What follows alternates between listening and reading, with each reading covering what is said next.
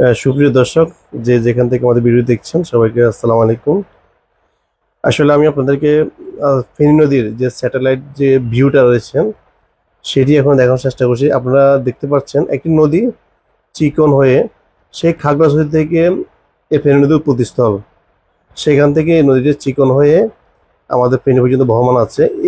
কিন্তু সুবুর অঞ্চলে গত 2 বছর আমরা দেখেছি কি, আপনারা যেটা স্যাটেলাইট দেখতে পাচ্ছেন, একটা লাশ যেরকম মারা গেলে যেরকম ফোঁকা এক পাশ থেকে খেয়ে ফেলে, সেভাবে এখানে যে ভালো দস্যুরা রয়েছেন, তারা সুপুরে বিগত 2 বছর ভালো দস্যুতা করেছেন, ভালো কেটেছেন। তারা আপনি দেখেন কিভাবে এই অঞ্চলটাকে একবার খেয়ে ফেলেছে, মানে একবার ফোঁকা মার যেরকম লাশ খেয়ে ফেলে, মানুষের মরদেহ এখানে খেয়ে ফেলেছে। এখানে দেখতেছেন মধ্যখানে একটা অংশ চতুর্দিকে খেয়ে ফেলেছে, মধ্যখানে এই অংশটা রয়েছে, এটাও যে কোনো মধ্যে বিলীন হয়ে যাবে।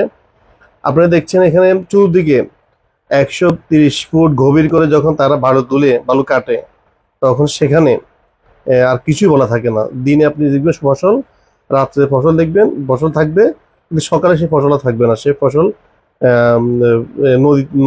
নদীর যেটা সাগর হয়ে গেছে, সাগরের বুকে বিলীন হয়ে যাচ্ছে।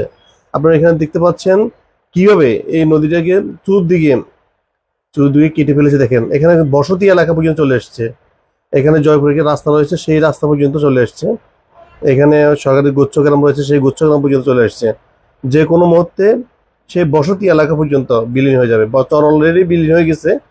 আপনি দেখছেন সেই নদীটি কিভাবে শুরুভাবে আছে, কিন্তু এই সুপুর অঞ্চলে এসে আপনি দেখছেন নদীটির কি অবস্থা, কিভাবে এই বালু খেগোরা এভাবে বালু তুলে ফেলেছে। এবং দেখেন কিভাবে মানে পুরো একটা অঞ্চল বিলীন করে দিয়েছে তারা। তো আসলে খুব দুঃখ লাগলো এই স্যাটেলাইটে আমি যখন ভিডিও দেখলাম। খুব দুঃখ লাগলো। আপনারা যখন ফেনী নদীর চাষ দিবেন, এখানে এই অংশটি পেয়ে যাবেন কিভাবে একটা নদীকে সাগরে পরিণত করছে। কোটি টাকা সেখানে বালু তুলেছে। এটা যারা বালু দস্যু, আসলে আসলে এরা আসলে মাটির তলা জায়গা হবে না। আমার মনে হয় যে এদেরকে মানুষ, সুপুর অঞ্চলে মানুষ কিভাবে গালি দেয়, আপনি গেলে দেখতে পাবেন। সবাইকে ধন্যবাদ।